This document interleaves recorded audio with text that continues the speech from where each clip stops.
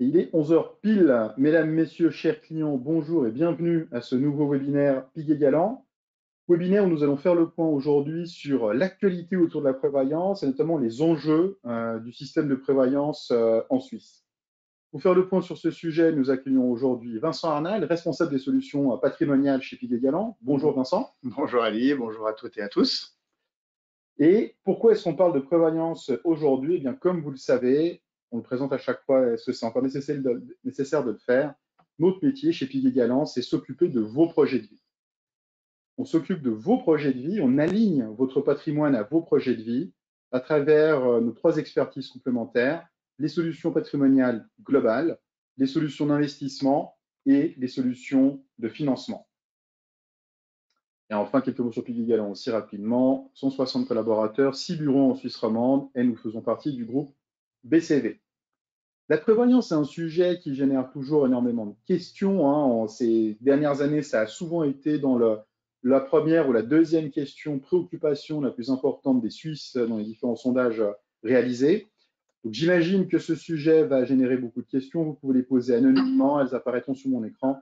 On tâchera d'y répondre en fin de présentation, si le temps nous le permet, bien évidemment.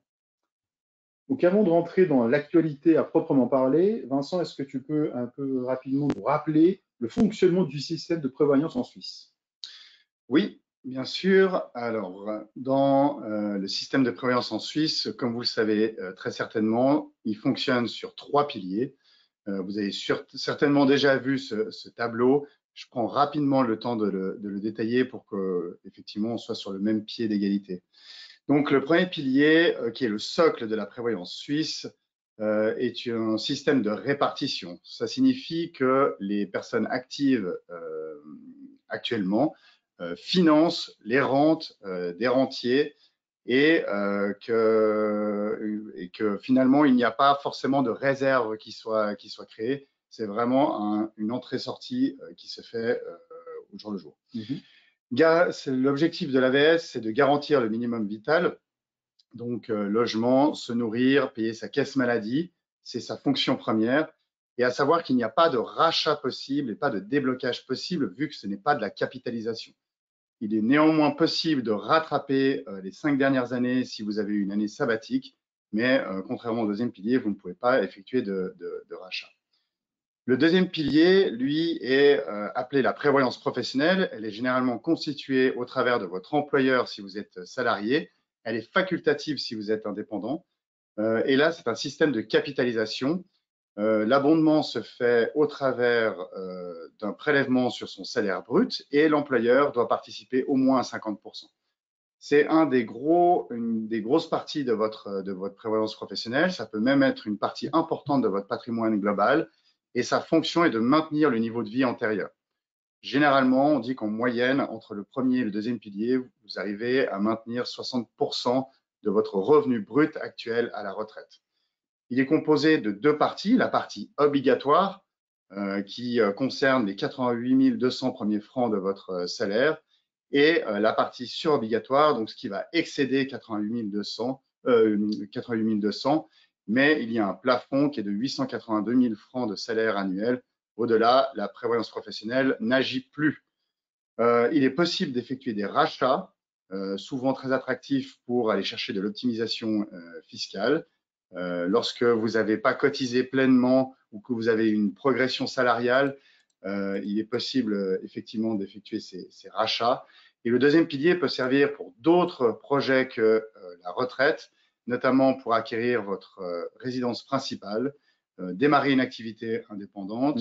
Et vu que c'est un capital qui vous est propre, il vous suivra en cas de départ à l'étranger.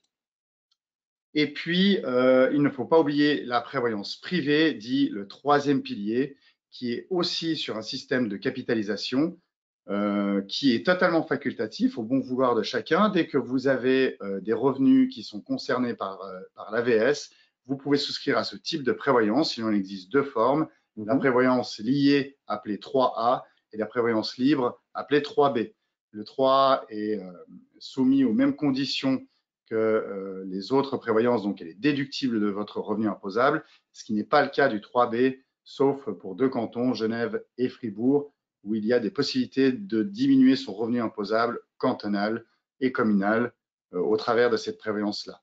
La prévoyance libre est récupérable en tout temps, mais comme c'est des assurances vie, il y a souvent une pénalité qu'on appelle valeur de rachat. Et pour la prévoyance liée, vous avez les mêmes restrictions que pour le deuxième pilier pour pouvoir les retirer avant l'âge de la retraite. Merci beaucoup, Vincent. Donc, prévoyance étatique, tout le monde y est soumis, prévoyance professionnelle. Les salariés y sont soumis, c'est pas obligatoire, mais recommandé pour les entrepreneurs. Et puis enfin, le troisième pilier qui est complètement individuel, c'est que si on ne fait rien, il ne se passe rien. Troisième pilier A et troisième pilier B avec différentes règles. Merci pour ce rappel. On a une actualité qui, sauf erreur de ma part, va toucher les trois piliers finalement cette année. Oui, l'actualité est effectivement assez riche. Il y en a une qui est très chaude en ce moment vu que la votation se clôture au 3 mars de cette année. Voilà, ce dimanche. Il y a deux initiatives qui concernent directement le premier pilier. On va les aborder un peu plus en détail dans les slides suivantes. Il y aura également une votation qui va concerner le deuxième pilier, une nouvelle votation prévue pour réformer le deuxième pilier. Et puis, il y a également le troisième pilier qui est concerné par de l'actualité au travers d'une consultation pour modifier l'OPP3. En gros, c'est pour effectuer des rachats dans le cadre du troisième pilier. Ça fait un moment qu'on en parle, depuis 2019. Et puis là, on arrive également à bout touchant cette année avec une probable application pour l'année prochaine. Oui. Donc, je vous propose qu'on regarde un peu plus en détail ces différents points. Et puis, on va commencer par la première initiative qui est pour une 13e rente AVS. En gros, la situation actuelle fait que si vous avez cotisé 44 ans, en fonction de votre salaire moyen, vous allez toucher une rente qui sera située entre 14 700 francs et 29 400 francs. Si vous avez des années de lacune, par année de lacune, il faut enlever un 44e de ce montant-là. Et puis, ce qui va désigner si vous avez le droit à 14 700 ou 29 400 dépend d'un barème qu'on appelle l'échelle 44. Et ça va être calculé en fonction des revenus moyens qui ont été effectués pendant toute la carrière. Petit rappel aussi pour dire qu'il y a des bonus de tâches éducatives. Donc, c'est une incitation à faire des enfants. C'est pour les personnes qui ont aussi eu des arrêts de carrière pour s'occuper de leur progéniture. On leur attribue un revenu fictif qui vient maximiser ce revenu moyen. Donc, aujourd'hui, on a une rente qui se situe dans ces montants que je viens de donner. Et le projet est tout simplement de rajouter une mensualité supplémentaire, comme on peut l'avoir finalement en tant que salarié. Dans certaines structures, on peut avoir un 13e salaire. Ben là, ce serait la même chose en tant que rentier, c'est de percevoir cette nouvelle mensualité. Il n'y a pas de détails sur quand est-ce qu'elle va tomber. Est-ce que ce sera en une fois ou en plusieurs fois? Nous n'avons pas forcément de détails de ce côté-là. Mais en gros, ce serait ce supplément auquel il faut compter. L'objectif des initiants de ce projet est tout simplement d'augmenter le revenu des retraités qui ont fortement souffert ces derniers temps. On a tous vu finalement le coût de la vie augmenter au travers des énergies, des matières premières. Il y a également la caisse maladie qui a fortement augmenté cette année. Tous ces éléments-là font que le pouvoir d'achat des retraités a diminué et c'est dans ce sens qu'ils veulent augmenter les revenus des retraités, qui concernent 2,5 millions quand même de personnes en Suisse. Sur 8 millions d'habitants aujourd'hui. Exactement. Ouais. On va dire que le point de vue des opposants, c'est qu'il n'y a pas un ciblage sur cette augmentation de revenus. Et à savoir qu'effectivement, il y a des retraités qui sont dans une situation financière difficile, mais il y a beaucoup de retraités qui sont aussi dans une situation financière très aisée. Et donc là, il n'y a pas de filtre de ce côté-là. Il n'y a pas de prise de conditions de fortune. Et puis également, les risques, c'est le financement de l'AVS, qui est déjà balbutiant. Je rappelle qu'il y a eu plusieurs réformes ces dernières années. Ces réformes nous ont permis finalement d'assainir la situation de l'AVS en matière de rentrée jusqu'en 2030. Donc, ça veut dire que d'ici 2030, on va devoir procéder à des nouvelles réformes, toujours pour assainir cette AVS. Et puis, si cette votation passait, cette initiative passait, ça viendrait péjorer cette situation-là. Je vous montre un peu plus de détails. Alors déjà, quel est l'impact concret pour les retraités actuels? Ça voudrait dire que si vous êtes soumis à une rente, vous percevez une rente minimale, elle passerait de 14 700 à 15 925 francs. Pour ceux qui ont une rente maximale en tant que célibataire, elle passerait de 29 400 à 31 850. Et puis, pour les couples qui bénéficient d'une rente maximale, elle passerait également de 44 100 francs à 47 775 francs. Je tiens à rappeler que la rente AVS augmente théoriquement tous les 2 ans et puis qu'elle a déjà augmenté de 19% depuis les années 2000. Donc, ce n'est pas comme si le système actuel faisait que vous percevez une rente à l'instant T puis vous la conservez jusqu'à la fin de votre vie. Elle est indexée tous les 2 ans et elle suit quand même certains indices qui mesurent finalement la capacité, le pouvoir d'achat, excusez-moi. Ici, sur ce graphique, finalement, vous voyez l'impact financier sur l'AVS, l'impact que cette initiative pèserait sur l'AVS. Aujourd'hui, comme je vous l'expliquais, vous voyez sur la ligne grise que l'AVS finalement rentre suffisamment de revenus jusqu'en 2030. C'est ce qu'indique cette projection. Et finalement, si cette initiative passait, on aurait un déclin qui serait beaucoup plus rapide. Et puis finalement, ce serait à partir de 2026 on rentrerait dans une situation où on aurait plus de dépenses que de rentrées. Alors, même si on est sur un système de répartition, je tiens quand même à rassurer sur le fait que l'AVS a des réserves qui sont estimées aujourd'hui à peu près à 50 milliards. Donc, ça voudrait dire qu'on ne serait pas en déficit. C'est juste qu'on puiserait dans les réserves et puis il faudra trouver une solution. Cette solution, elle est claire. Il va falloir finalement augmenter les revenus. Pour augmenter les revenus, il n'y a pas 36 solutions. La première, c'est d'impacter finalement les cotisations des actifs. C'est la première et la plus simple à mettre en place. Et c'est pour ça finalement qu'il y a un petit conflit intergénérationnel sur cette initiative-là. C'est que c'est ceux qui travaillent actuellement qui vont encore subir le poids de cette initiative-là.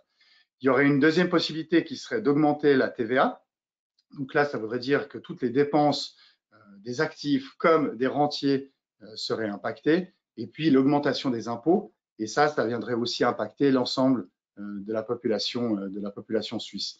Donc il y a aussi un petit jeu de serpent qui se mord la queue, parce que d'un côté, vous augmentez les revenus des rentiers, mais de l'autre côté, vous augmentez leurs dépenses au travers de la TVA et des impôts. Donc, ce n'est pas forcément idéal. Et c'est pour ça qu'à mon sens, il y aura plutôt une augmentation des cotisations qui serait projetée aux alentours de 0,8 avec une répartition à 50% entre l'employeur et puis l'employé. Un système de répartition qui a été créé en 1948. En 1948, vous voyez notre arbre démographique, comment il était réparti. Souvent, on nous a expliqué qu'effectivement, il y avait beaucoup plus d'actifs pour très peu de rentiers.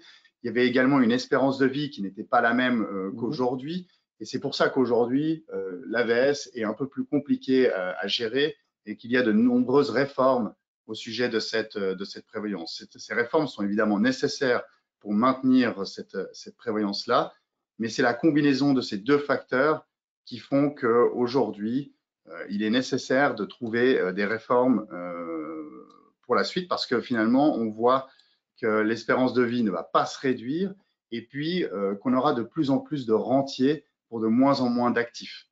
Et c'est pour ces deux raisons-là, la combinaison de ces deux raisons-là, que ce genre d'initiative met encore plus en péril finalement notre système de prévoyance premier pilier. Après, effectivement, comme à chaque objet soumis à votation et à chaque initiative ou référendum, il y a effectivement différents objectifs qu'on peut qualifier d'avantages et différents risques selon les opposants. Donc, je te remercie d'avoir exploré en fait les différents impacts potentiels, les différentes solutions potentielles par rapport à cela, et il y a toujours une décision, tout à chacun, c'est le principe, par rapport aux enjeux et aux objectifs des initiés, aux risques selon les opposants. Merci pour ce point de détail sur cette première initiative. La deuxième, elle, concerne, s'appelle pour une prévoyance vieillesse sûre et pérenne. Elle concerne l'âge de la retraite, finalement. Oui. Alors, autant la première mettait un peu plus en péril les finances de l'AVS, autant la deuxième a pour but d'assainir et de rendre plus périn finalement cette prévoyance.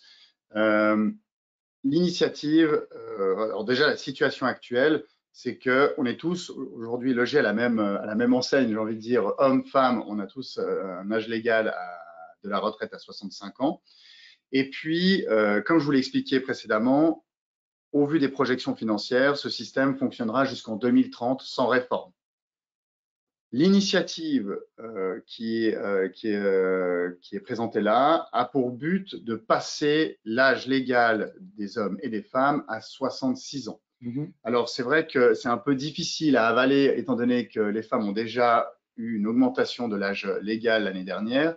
Là, on leur propose, et puis aux hommes aussi, donc aux deux sexes, de passer à 66 ans d'ici à 2033. Donc, c'est une augmentation progressive qui démarrerait en 2028, qui augmentera de 2 mois tous les ans pour passer gentiment à 66 ans à partir de 2033. Et puis, la deuxième étape consistera à adapter l'âge de retraite en fonction de l'espérance de vie.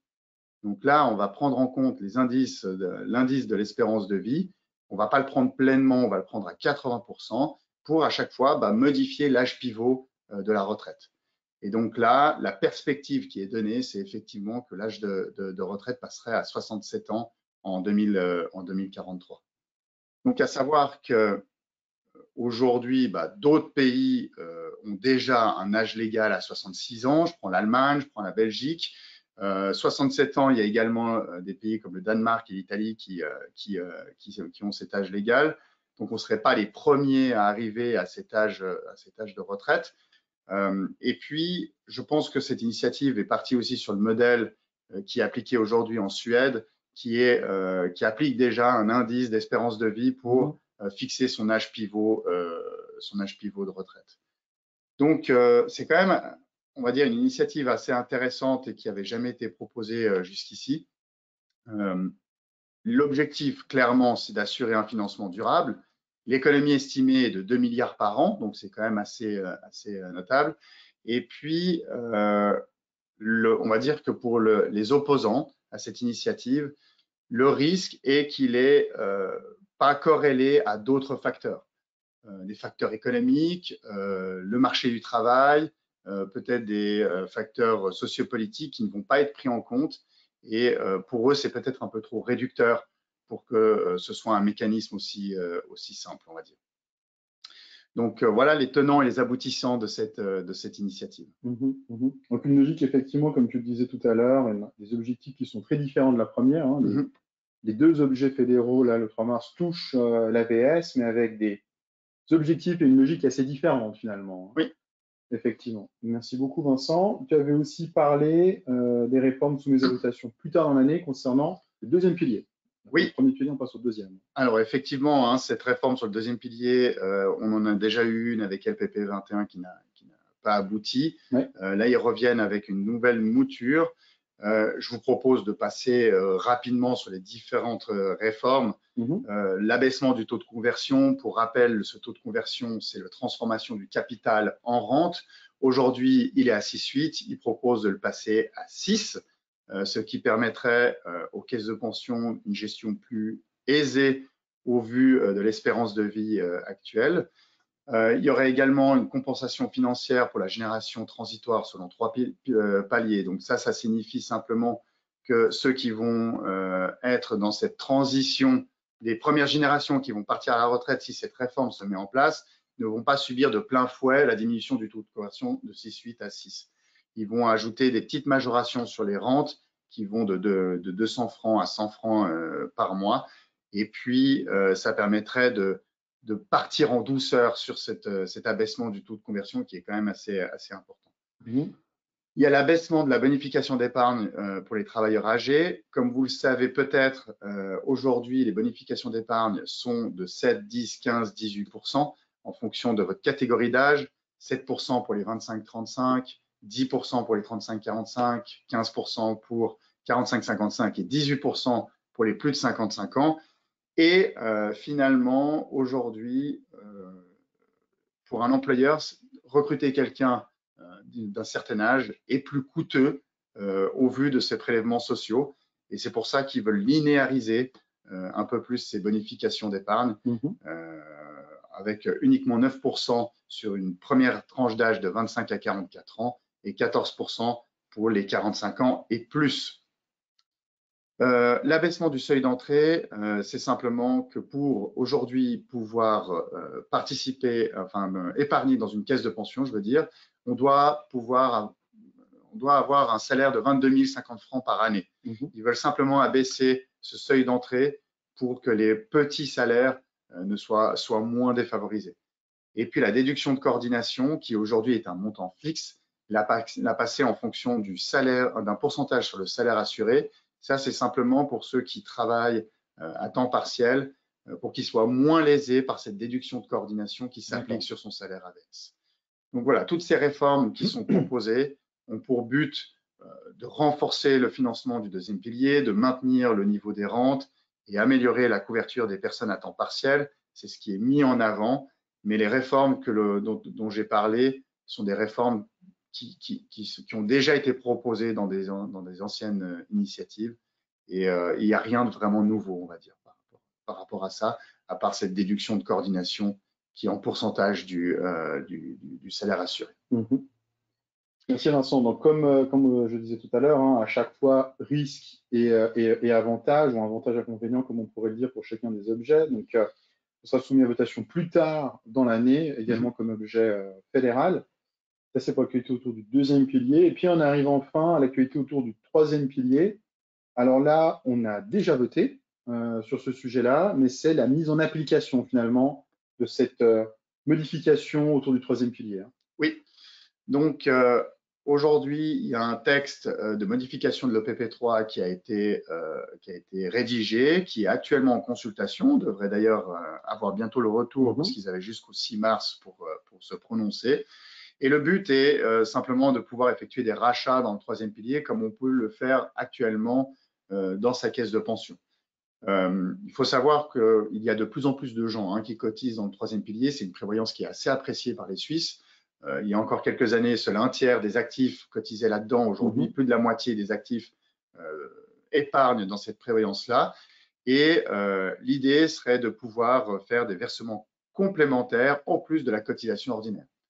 Donc, les critères qui ont été avancés dans le texte sont que le rachat maximal sera de la petite cotisation, c'est-à-dire 7 056 francs aujourd'hui. On ne pourra pas verser plus. Donc, même si dans les années précédentes, j'ai effectué très peu de versements, je serai plafonné à ce rachat-là. Pour calculer la capacité de rachat, on va regarder finalement les cotisations qui ont été versées sur les 10 années précédentes. Donc, même si j'ai 55 ans, on n'ira pas au-delà de 45 ans, tout simplement. La compensation des lacunes de cotisation sur la forme de rachat ne sont admises que pour les années de cotisation au cours desquelles le preneur en prévoyance remplissait les conditions pour verser les cotisations 3A, donnant droit à des déductions fiscales. Donc, elle est un peu barbare, cette phrase, mais tout ça pour dire que pour pouvoir effectuer des rachats sur des années de lacunes, je dois pouvoir être éligible au 3A. Donc, si je suis parti pendant 3 ans au Japon, que je n'étais pas soumis à la prévoyance suisse, je ne pourrais pas rattraper ces années-là. 10 ans, je l'ai dit. Et puis, je pense que ce qui est important aussi à comprendre, c'est que lorsque cette loi va être mise en application, c'est à partir de là qu'on va pouvoir finalement faire des rachats. Donc, si elle rentre en application en 2025 et que je n'ai pas cotisé en 2024, je ne pourrai malheureusement pas rattraper l'année 2024. C'est qu'à partir de 2026 que je pourrai éventuellement rattraper l'année 2025. Donc, ce ne sera pas rétroactif. C'est ça que je voulais dire. Tout à fait, ouais. Le rachat sera possible que si je n'ai pas pris de prestation de retraite. Donc évidemment que si j'ai retiré mon troisième pilier pour une retraite anticipée à l'âge de 60 ans, je ne pourrais pas effectuer un rachat à partir de 62 ans. Et je crois que j'ai rien oublié de toutes les conditions vis-à-vis de ce rachat. Je rappelle juste que les conditions qu'on évoque sur notre slide sont encore soumises en consultation, donc ça peut être encore modifié, mais je vous ai mis simplement les highlights du texte qui est actuellement consulté. Merci beaucoup. Donc voilà pour l'ensemble de l'actualité sur la prévoyance, en espérant que ça vous donne déjà une vue exhaustive de tout ce qui est actuellement en cours. Merci beaucoup, Vincent. Effectivement, une actualité assez riche, assez dense, et notamment pour cette partie du troisième pilier. On ne manquera pas de vous revenir, de vous informer lorsque le texte final aura été validé, pour voir effectivement les contours de tout ce que cela implique. Alors, on l'a dit tout à l'heure, c'est une des préoccupations principales des Suisses. Comme tu le disais, le nombre de salariés cotisant un troisième pilier augmente également, donc preuve supplémentaire de l'importance de ce sujet, de cette préoccupation. Un système relativement complexe quand on regarde certains des éléments que tu as évoqués, certaines des explications. Qu'est-ce qu'on peut faire en tant qu'individu? Quelles solutions est-ce qu'on peut mettre en œuvre par rapport à cela? Bon, là, ça va surtout s'adresser finalement, là, la question que je pose, aux personnes qui ne sont pas encore à la retraite, qu'elles en soient proches ou loin, mais qu'est-ce qu'on peut faire en tant qu'individu maintenant dans ce contexte-là? Oui.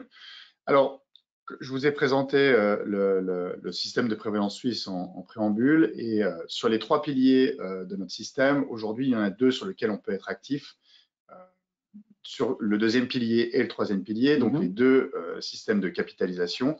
Le deuxième pilier alors, est mis en place par votre employeur.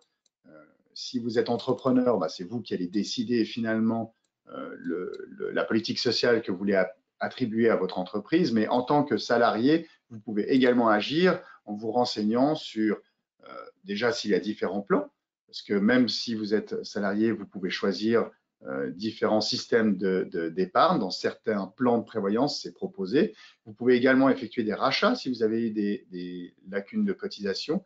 Et ça vous permettra, un, de renforcer votre prévoyance, d'augmenter les prestations de retraite, mais deux, également de bénéficier d'optimisation fiscale.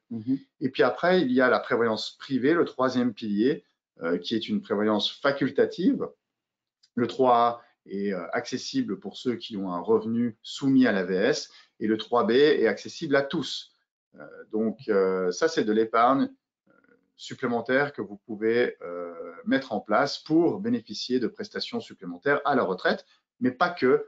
On a vu aussi que vous pouviez dégager ce type d'épargne pour acquérir votre résidence principale ou pour d'autres types de projets. Donc, il ne faut pas hésiter à se renseigner sur ces différentes solutions qui, certes, comme tu l'as dit, Alice, sont assez complexes dans cet environnement-là. Et c'est pour ça qu'aujourd'hui, chez Piguet Galland, nous avons mis en place finalement différentes expertises pour pouvoir vous donner une vue exhaustive de votre prévoyance actuelle, des solutions qui s'offrent à vous et de déterminer laquelle est la plus adéquate en fonction de votre profil. Ces différentes solutions, il y a, pour les privés, il y a le libre passage qui s'adresse surtout aux personnes qui sont soit en transition professionnelle, soit qui veulent s'expatrier, mais également pour les personnes qui sont en situation de divorce. Il y a aussi une séparation des avoirs de prévoyance dans ce type de situation, et vous pourriez être confronté à ouvrir ce type de solution-là. L'idée du libre passage, c'est simplement de transférer l'avoir cumulé de votre deuxième pilier dans cette solution-là qui est censée être transitoire. Et puis, il y a le troisième pilier dont je viens de parler, que l'on peut mettre en place, soit au travers d'une solution dite bancaire qui est un peu plus flexible finalement. Vous cotisez le montant que vous voulez par année, il n'y a pas de prime ou de durée contractuelle. Il y a toujours ce plafond de 7 056 francs si vous êtes rattaché à un deuxième pilier et de 34 000 francs et quelques si vous n'avez pas de deuxième pilier. Et puis, on a également des solutions avec un partenaire en assurance pour pouvoir faire ce qu'on appelle des assurances vie en 3A ou en 3B. Et là, c'est pour avoir des couvertures de risques supplémentaires, que ce soit en cas de décès ou d'invalidité. Si vous avez des besoins particuliers dans ce cadre-là, on a également ce type de solution. Et pour nos clients qui détiennent une entreprise ou qui ont une fonction dirigeante, on peut proposer tout type de deuxième pilier, du minimum légal à des solutions enveloppantes, des plans cadres, tout ce qui est possible de réaliser dans le cadre du deuxième pilier, avec de la gestion mutualisée. Et puis, on a également ce qu'on appelle des solutions 1E, donc qui s'adressent plutôt à des salaires importants, on va dire, mais qui permet d'avoir de la gestion plus individualisée dans le cadre du deuxième pilier. C'est surtout ça son attrait. Donc voilà, à savoir que Piguet Galland aujourd'hui est un acteur important de la prévoyance et que nous pouvons proposer tous les types de solutions, deuxième ou troisième pilier à nos clients. Notre force dans ce type de solution, c'est notre gestion de fortune. Effectivement, on peut mettre en place différentes solutions, mais il y a également des solutions, on peut voir également comment on peut l'investir derrière. Voilà. Nous restons une banque et notre core business reste la gestion de fortune. Et nous proposons des gestions par mandat qui vont, en fonction des profils d'investisseurs, d'une solution 100% obligataire comme à une solution 100% action. Alors évidemment, il y a des restrictions dans le cadre de la prévoyance. Les solutions LPP 100 sont réservées à des troisième piliers. Dans le cadre du deuxième pilier, on ne doit pas dépasser 50% d'actions normalement. Après, on peut avoir des dérogations pour avoir quand même une part d'action plus importante. Mais à savoir qu'on propose ces 6 stratégies qui correspondent à tout type de profil d'investisseur, qui respectent l'OPP2. Et on va dire que notre atout majeur, c'est que, on a une gestion active. On n'a pas une gestion indicielle qui surperforme son indice de référence. Donc, on a des convictions fortes qui peuvent être très décorrélées de l'indice de référence. Et puis, on a des critères ESG élevés. Et finalement, cette manière de gérer les avoirs de prévoyance porte ses fruits. On vous présente ici finalement les performances qu'on a pu réaliser sur les 2 profils les plus choisis dans les solutions de prévoyance. Le premier, c'est la solution LPP 25 qui correspond à un profil d'investissement classique dans une caisse de pension, où là, vous voyez finalement l'indice de référence qui est en mauve et puis notre performance en noir qui nous a permis d'avoir une valeur ajoutée assez importante au fil des années. Malgré des années difficiles comme 2022, qui a été une année assez perturbante pour les avoirs de prévoyance. Et puis là, avec un profil un peu plus dynamique. Plus d'action. Voilà, un peu plus d'action. On voit également la valeur ajoutée que l'on peut avoir sur ces différents profils. Je voulais également préciser qu'on peut avoir de la gestion individuelle au travers du deuxième pilier. Cette gestion individuelle a pour but non pas d'avoir une performance plus importante que dans nos modèles de gestion, mais pour intégrer vos biais de gestion. Donc, si vous avez des biais sur un secteur particulier ou une zone géographique que vous ne voulez pas avoir certains actifs dans votre portefeuille et vous voulez en être sûr, on peut intégrer tous ces biais-là au travers d'une gestion individuelle qui répondra finalement autant à vos biais qu'aux normes OPP2. Et ça, c'est on va dire une sophistication qui peut être intéressante pour certains de nos clients. Donc, c'est une forme de profil d'investissement sur mesure. Exactement. Si je peux résumer ça comme ça. Parfait. Merci beaucoup, Vincent. On arrive au terme des différents sujets qu'on souhaitait aborder. On a quelques questions qui sont arrivées. Je rappelle, vous pouvez poser vos questions directement de manière anonyme et n'apparaîtront ici que sur mon écran. Si vous avez des questions sur ces différents sujets. Il y a une question que nous avons reçue concerne, tu parlais du troisième pilier B, où il y a un avantage fiscal à Genève et à Fribourg. Est-ce que tu peux un peu détailler de quoi il s'agit? Oui. Alors, le troisième pilier B, on parle d'assurance vie. Et cette assurance vie, dite libre, donc ne répond pas à la LPP. Et c'est pour ça qu'en règle générale, elle n'est pas déductible fiscalement. Une assurance vie libre, vous pouvez la retirer sous n'importe quelle condition. Donc, si demain, vous voulez la retirer pour acheter un cabriolet rouge, en guillemets, il n'y a rien qui vous en empêche. Un cabriolet jaune, on pourrait aussi? Comment? Un cabriolet jaune, on pourrait aussi. Exactement. Donc, c'est pour ça qu'en règle générale, elle n'est pas déductible fiscalement, sauf dans les cantons de Genève et de Fribourg. Et puis là, ça va dépendre du contexte familial. Généralement, si vous êtes célibataire, vous pouvez déduire de 1 200 francs à peu près. Si vous êtes marié, 3 300 et c'est environ plus 900 francs de déduction par enfant à charge. C'est seulement déductible sur le revenu imposable cantonal et communal, pas sur le fédéral. Et puis, c'est quand même une déduction qui peut avoir du sens, surtout qu'elle peut être portée au double, ou 50, déjà, elle peut être augmentée de 50% si un des deux contribuables ne travaille pas, et elle peut être portée au double si aucun des deux ne travaille pas. Et si je te pose merci beaucoup pour ces informations. Si je pose la question dans l'autre sens, quel serait l'intérêt pour quelqu'un qui ne réside pas à Genève ou à Fribourg, fiscalement parlant, de faire un troisième pilier B, d'assurance vie ou autre? Alors, c'est une forme d'épargne supplémentaire, vu que c'est une assurance et des couvertures de risque. Donc, si vous voulez couvrir certains besoins, un capital décès, une rente d'invalidité, ça peut être intéressant de le faire sous forme de prévoyance libre. C'est un bon outil de protection des proches. Exactement. Et puis, notamment pour les couples en union libre, si vous voulez souscrire à une assurance de risque pour protéger votre conjoint en cas de décès, c'est bien de le faire sous forme de prévoyance libre parce qu'il n'y aura pas d'impôt à la succession sur ce type d'assurance vie. D'accord. D'assurance décès du coup. Donc, vu que le concubinage n'est pas reconnu dans la loi suisse, de souscrire à une assurance risque décès de type libre permettrait de bien couvrir votre conjoint sans qu'il soit soumis à une taxation de plus de 50%. Merci beaucoup. C'est un des exemples. Un des exemples, effectivement. Donc, ça illustre une fois de plus le besoin d'un conseil individuel, finalement. Il n'y a pas de règle universelle en matière de prévoyance, si je peux dire ça comme ça. C'est important de voir dans chaque situation les avantages et les objectifs aussi, finalement, de chacun. Une dernière question, peut-être très rapidement, parce que qui concerne la succession. Je pense que ça peut être c'est un sujet en soi, bien évidemment, mais spécifiquement sur la partie de la prévoyance, en quelques mots sur chacun des trois piliers.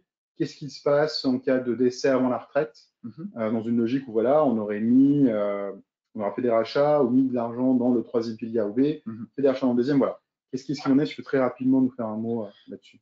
Alors, en cas de décès, dans le premier pilier, il est prévu des rentes pour les couples mariés. Il faut répondre à certains critères qui sont liés à la durée du mariage, s'il y a des enfants ou pas en commun ou à charge. Et là, vous pouvez percevoir des rentes de veuves ou de veufs, en sachant que les rentes de veufs sont soumises à des restrictions plus importantes que la rente de veuve. Donc là-dessus, on n'est pas sur un pied d'égalité. Donc là, c'est plutôt des rentes qui seraient versées. Sur le deuxième pilier, il y aurait également des rentes qui pourraient être perçues. Là, il faut bien regarder le règlement de sa caisse de pension pour voir quels sont les critères qui sont derrière. Il peut y avoir aussi des capitaux. Et après, il y a des caisses de pension qui prévoient la restitution des avoirs de prévoyance, mais d'autres qui ne le font pas. Donc, typiquement, des clients qui ont la volonté d'effectuer un plan de rachat qui peut engendrer qu'une bonne partie de votre patrimoine rentre dans ce véhicule de placement, je leur recommande régulièrement de bien analyser le règlement de prévoyance, on le fait évidemment pour nos clients, afin de déterminer si, en cas de décès prématuré, ces avoirs épargnés dans ce véhicule-là seraient restitués aux héritiers ou non. Donc ça, c'est quand même un point assez important. Et puis, dans le troisième pilier, alors ça va dépendre de si vous avez une solution dite bancaire ou une solution d'assurance. Dans les solutions d'assurance, il y a un capital décès qui est prévu en règle générale. Et puis, dans les solutions dites bancaires, c'est la restitution de l'avoir cumulé qui est donnée aux bénéficiaires en cas de décès. Donc, en règle générale, c'est le conjoint survivant. Ça peut être le concubin, sous certaines restrictions encore, ou les enfants à charge, parents, frères, sœurs et autres. Selon les successions, habituelles.